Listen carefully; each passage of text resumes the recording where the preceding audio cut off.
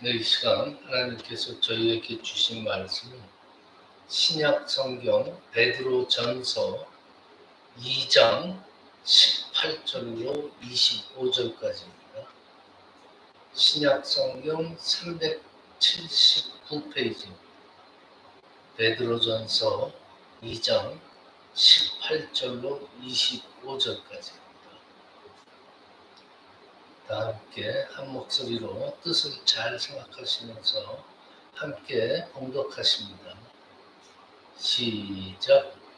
사환들아, 범사에 두려워함으로 주인들에게 순종하되 선하고 관용하는 자들에게만 아니라 또한 까다로운 자들에게도 그리하라. 부당하게 고난을 받아도 하나님을 생각함으로 슬픔을 참으면 이는 아름다우니 죄가 있어 매를 맞고 참으면 무슨 칭찬이 있으리요. 그러나 선을 행함으로 고난을 받고 참으면 이는 하나님 앞에 아름다우니라. 이를 위하여 너희가 부르심을 받았으니 그리스도도 너희를 위하여 고난을 받으사 너희에게 본을 끼쳐 그 자취를 따라오게 하려 하셨으니라. 그는 죄를 범하지 아니하시고 그 입에 거짓도 없으시며 욕을 당하시되 맞대어 욕하지 아니하시고 고난을 당하시되 위협하지 아니하시고 오직 공의로 심판하시는 이에게 부탁하시며 친히 나무에 달려 그 몸으로 우리 죄를 담당하셨으니 이는 우리로 죄에 대하여 죽고 의에 대하여 살게 하심이라.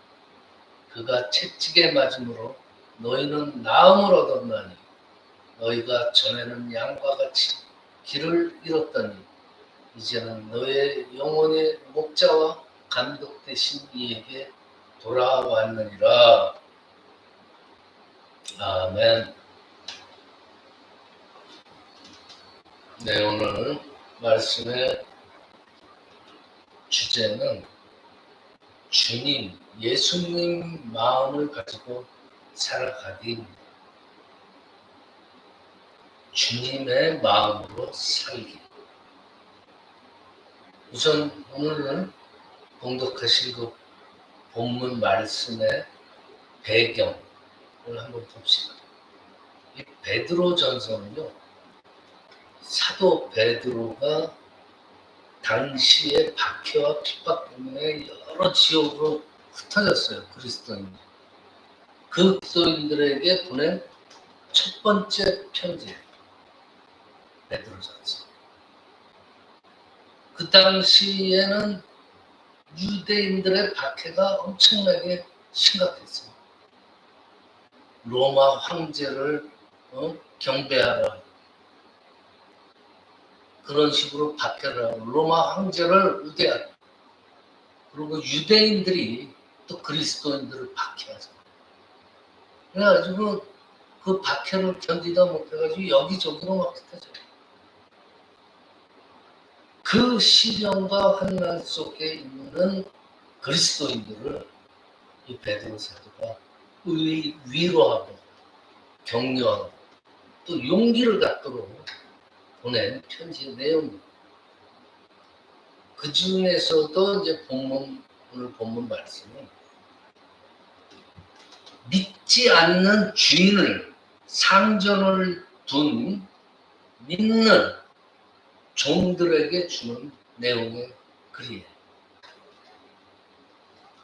왜 이런 글이 생겼냐면은, 글을 썼냐면은, 당시에는 이 어려운 사람들, 종이나 노예들이 예수님을 구주로 영접한 사람들이 많았기 때문입니다.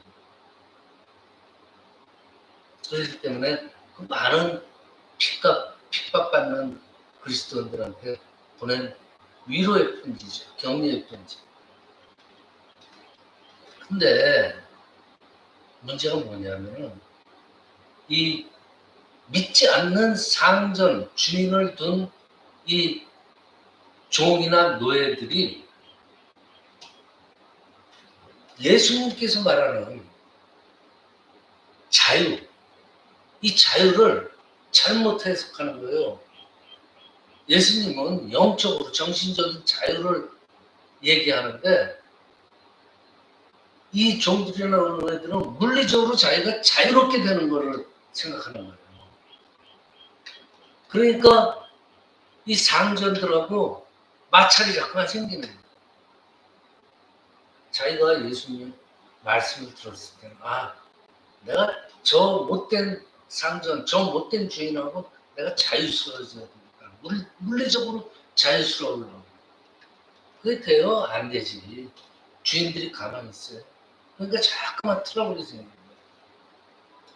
그래서 자꾸만 이 심각해지니까 이 일에 대해서 사도 베드로가 뭐래요? 사환들아, 사환들아, 종들아, 범사에 두려워함으로 주인들에게 순종해라. 선하고 관용하는 자들에게만 아니라 또한 까다로운 자들에게도 그리하라. 선한 주인이나 까다로운 주인이나 주인들에게 순종을 해라. 그런데도 이 고난이라는 걸 이해하지 못하는 그리스도인들을 위해서 베드로는 조금 더 자세하게 아예 신앙의 본질을 가르치죠. 21절.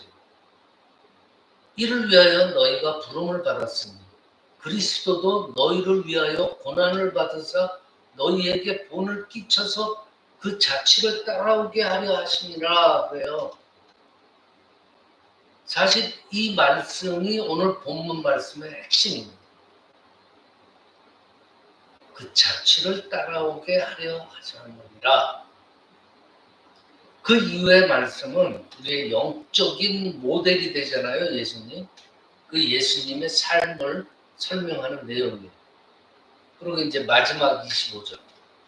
너희가 전에는 양과 같이 길을 잃었더니 이제는 너희 영혼의 목자와 감독 되신 이에게 돌아왔느니라. 이 말씀은 예수께로 돌아온 그리스도인이 따라야 할 삶의 자체가 뭐냐? 그 목적, 그 종착지를 가르쳐줘. 지금 오늘 본문 말씀은요, 이 시대에 그 시대나 이 시대나 모든 그리스도인이 따라야 할 삶의 자치, 뭘 따라가야 되느냐. 그래서 이를 순종하고 따르는 것이 예수 그리스도의 마음으로 산 사람이다 라는 걸 가르치는 거예요. 지금 현재 네가 종이 되었고 노예의 신분이잖냐. 그러면은 일단은 주인에게 순종하고 말을 잘 들어라. 그게 지금 너의 세상에서의 너의 신분 아닌가. 그리고 영 자유라는 것은 그 물리적인 육체의 자유가 아니다.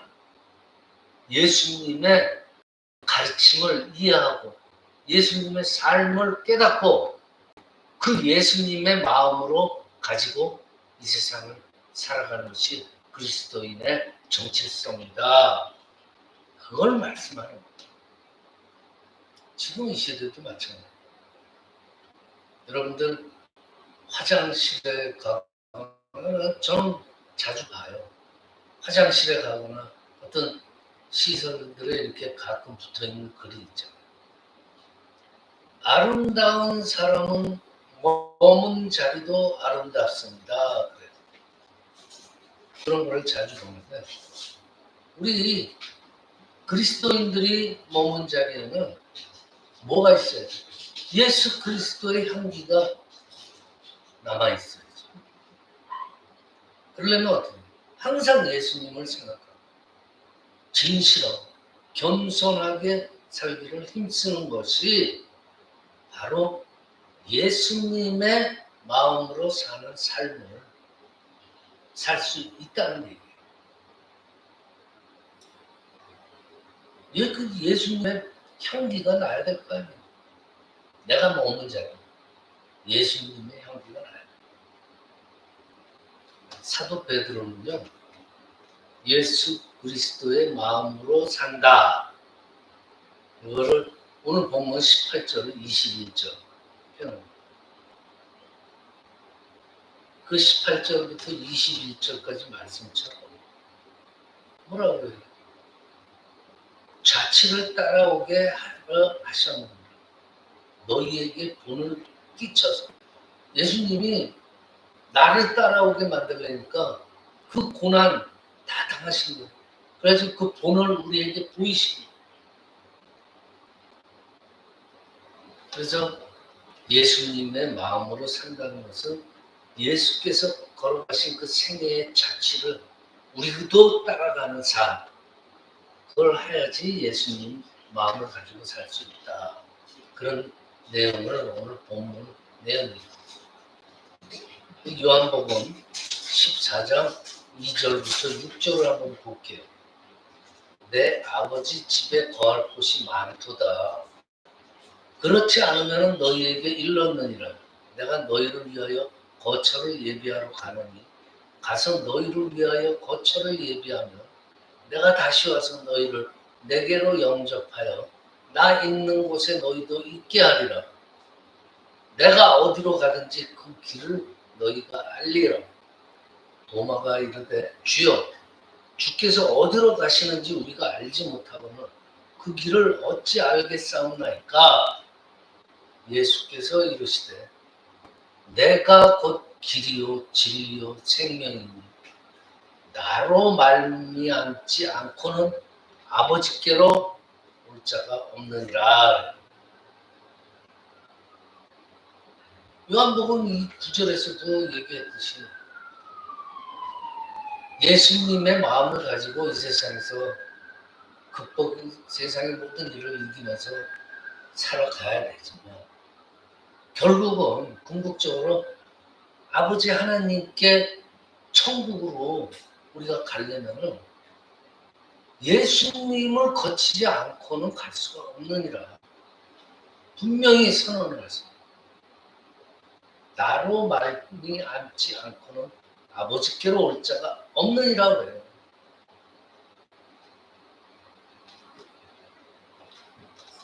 예수님께서 좀 더 쉽게 23절에서 풀어줘요. 사람이 나를 사랑하면 내 말을 지키리니 내 아버지께서 그를 사랑하실 것이요 우리가 그에게 가서 거처를 그와 함께 하리라. 우리가 이 세상에서 예수님의 마음을 가지고 정말 그리스도인으로서 정체성을 발휘하면서 살아야 되고 궁극적으로는 우리가 하나님한테 가서 우리의 거처가 하나님과 함께 즉 천국으로 우리가 가려면 예수님을 거쳐야 된다. 나로 말미암지 않고는 아버지 하나님께로 갈 자가 없느니라. 이 세상에서 살면서 여러분들 저 사람 참 멋있네 라고 말할 때가 있어요. 근데 우리가 탁 얘기할 때 저 사람 멋있다 할 때 여러 가지 상황적인 의미가 있겠죠. 외적인 모습에 멋일 수도 있고 내면에 풍기는 그 인품에 멋일 수도 있고 또 이렇게 말이나 행동이나 그 삶의 모습에 멋일 수도 있어요. 이 세 가지 다 멋이죠. 우리가 저 사람 참 멋있다. 근데 우리 그리스도인들한테는 한 가지 더 멋이 있어요. 뭐예요? 영적인 멋이에요. 이 영적인 멋이라는 건요, 여러분들 신앙생활하면서 잘 느끼시잖아요. 영적으로 충만한, 영적으로 정말 강건한 그리스도인들을 보면요, 외적으로도 멋있어요. 그리고 내면으로 풍기는 인간적인 마음도 멋있어요. 보면 영적으로 멋있는 분들. 그리고 그분의 말이나 행동이나 보면은 다 멋있어요. 영적으로 멋있으면 모든 게 다 멋있어요. 모든 게 하나로 일관돼요. 모든 삶이 어우러져 가지고 하나로 표시가 돼요. 영적인 모습. 여러분들 교회에서 아니면 그 신앙생활하면서 주위에 정말 신앙이 좋으신, 믿음이 좋으신, 영적으로 충만하신 그런 분들 보면은 느끼잖아요. 한 분도 예외가 없어요. 그 대표적인 예가 스테판 집사. 돌에 맞아서 죽임을 당하는 그 순간에 그의 모습이 천사와 같았다고 합니다. 그 모습. 아름답잖아요. 멋있잖아요. 스테판 집사의 그 모습, 그 생애, 멋있잖아요. 예수님의 생애가 바로 그 멋스러움이에요. 그 자체. 최고의 멋있고 최고의 가치 있고 최고의 아름다움을 가지신 분이 바로 예수님입니다. 그러면 우리가 이 세상 살면서 그리스도인으로서 어떻게 살아야 돼요? 그 멋있는 예수님을 조금이라도 닮아가려고 노력하면서 살아가야죠. 그래서 오늘 본문에서 우리가 닮아야 할 분으로 예수 그리스도의 자치라고 말씀하는 거예요. 이를 위하여 너희가 부르심을 받았으니 그리스도도 너희를 위하여 고난을 받으사 너희에게 본을 끼쳐 그 자치를 따라오게 하려 하셨느니라. 그거예요. 그러니까 우리 예수 그리스도의 멋을 우리한테 담아야 돼요. 우리가 닮아가야죠. 근데 어떻게 그 예수님의 마음을 우리한테 담고 어떻게 그렇게 예수님처럼 멋스러운 삶을 살 수가 있을까? 본문 18절, 19절, 20절 차원들은 범사의 부조함으로 주인들에게 순종하되 선하고 관용하는 자들뿐만 아니라 까다로운 주인들한테도 그렇게 하라. 부당하게 고난을 받아도 하나님을 생각해. 그래서 고난을 부당하게 받으면 슬프지만 참을 수 있다. 그 참으면 그것이 바로 아름다움이다. 죄를 지어가지고 매를 맞고 참으면 누가 칭찬 못한다. 죄를 지었습니다. 그렇지만 선을 행하고 고난을 받고 참으면 하나님이 보시기에 아름다울 것이다. 그런 거예요. 자, 근데 이게 그때 시대나 지금이나 이 말을 따른다는 게 쉽지 않아요. 부당하게 내가 대우를 받고 고난을 지금 처했는데 그걸 어떻게 관용하고 참는다. 힘들죠. 하지만 누구는 했어요? 예수님은 했어요. 그래가지고 우리한테 본을 보이시고 그러면서 나를 따라오라. 그러시고 24절, 22절, 23절, 24절은 본문 봐요. 여기 써있잖아요. 그는 죄를 범하지 아니하시고 그 입에 거짓도 없으시며 욕을 당하시되 맞대어 욕하지 아니하고 고난을 당하시되 위협하지 아니하고 오직 공의로 심판하시는 이에게 부탁하시니 하나님한테 부탁하시니 저들을 심판하는 저들에게 뭘 내려주지 마십시오. 그러면서 오직 하나님의 결정을 맡기는 거야. 그래가지고 자기 자신이 십자가에 달려가지고 그 육체로 우리의 죄를 사해줬어요. 담당하시고. 자, 여러분들도 이렇게 살아갈 수 있겠나 생각해서 엄두가 나지 않아요. 사실적으로 말하면 우리가 예수님을 따르는 그 자체가 거의 불가능할지도 있어요. 이 현대사회에서 무척 어려운 일이에요. 근데 가만히 앉아서 평안하고 안전하게만 살기를 원한다면 예수님을 티끌만큼이라도 따를 수 없어요. 그런 사람들은요, 하나님의 나라를 소망할 수도 없어요. 가만히 앉아가지고 뭐 주세요, 뭐 주세요, 뭐 해주세요. 예수님의 향기는 전혀 나질 않는데 뭐 그렇게 하나님한테 바라는 거야. 그런 분들은 하늘의 천국의 소망도 가지면 안 돼요. 가질 수가 없고. 가만히 있으면 안 돼요. 액션이라고 그럴 때 기독교는 행동하는 종교라고 했어요. 여러분들 배가 항구에 이렇게 정박해 묶여 있으면 막 폭풍이 불어오고 막 거친 풍랑이 이러면 잘 묶여져 있으면 안전해요. 그렇죠? 그렇지만 배가 항구에 묶여 있어야 돼요? 아니죠. 배는 거친 파도가 있고 풍랑이 있어도 목적한 대로 항해를 해야 돼요. 그러면서 사람을 옮기고 물자를 옮겨야지 그것이 배의 존재의 목적이에요.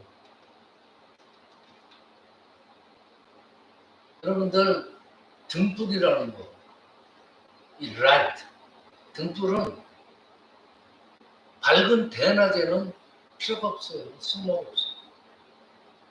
음식을 먹을 때 간이 짭짤하게 잘 된 음식에는 소금 필요 없어요. 즉, 정말 그리스도인이 행동해야 될 것, 액션을 취해야 될 것, 또 그리스도인들을 필요로 하는 곳이 어디예요? 어두운 곳이에요. 맛을 내지 못하는 궁핍한 곳이랍니다. 가난한 사람들, 소외된 사람들, 권리는 못 찾고 병들고 고통 중에 있는 사람들, 그들한테 우리 그리스도인들이 생명의 빛을 비춰주고 천국의 소망을 주고 삶의 소금 간의 맛을 알게 해주는 것이 그리스도인들의 삶입니다. 아니 우리가 안 하면 누가 하고 있어요? 누가 하고 있어요? 우리가 해야 돼요. 왜냐? 예수님께서 그렇게 하셨기 때문에 우리도 따라서 해야 되는 거예요. 자, 신이 나무에 달려서 그 몸으로 우리 죄를 담당하셨으니 이는 우리로 죄에 대하여 죽고 의에 대하여 살게 하려 하십니다. 그가 채찍에 맞음으로 너희는 나음을 얻었느니라 그래요.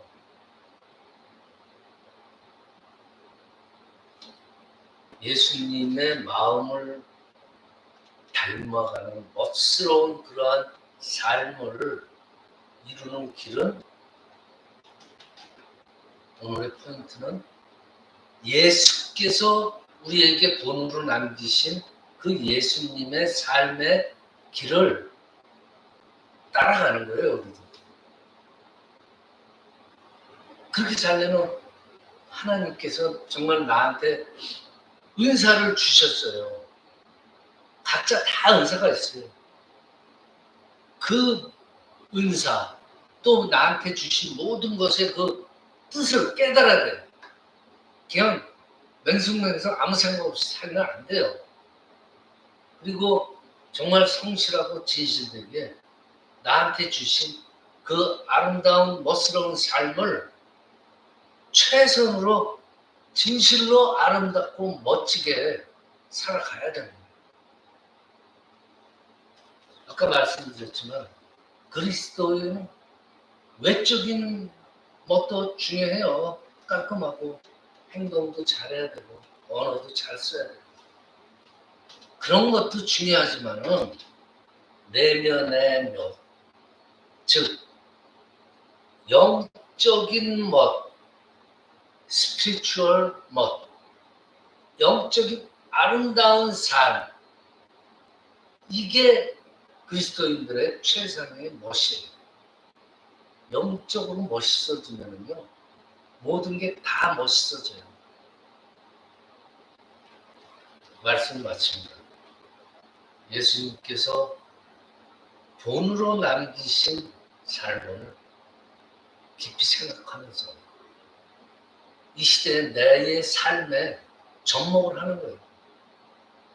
그래서 우리의 삶이 하나님 보시고 주님 보시고 멋스러운 삶이 될 수 있도록 노력하는 저와 여러분이 되시기를 축원합니다. 기도드립니다. 아버지 하나님 감사합니다. 하나님의 말씀에 순종하여서 생활 속에서 하나님의 뜻을 수행하고 마음의 계획과 말과 행동이 하나가 되어서 저희들은 신실하고 충성된 삶을 사는 저희로 인도하여 주시옵소서. 우리의 생애가 주님 보시기에 정말 멋스러운 삶을 이루게 하여 주시옵기를 간절히 바라옵니다. 거룩하신 우리 주 예수 그리스도의 이름으로 기도드리옵나이다. 아멘.